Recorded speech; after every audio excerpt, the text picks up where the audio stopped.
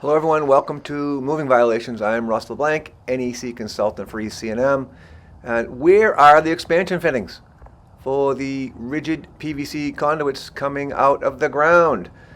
They are required by section 352.44B. Well, that's a problem. And then taking a look at the receptacles in this power pedestal, it looks to me like none of these are the weather resistant type of receptacle, and that is generally required by 406.9B1 and B2 for all of these receptacles, since this is a wet location.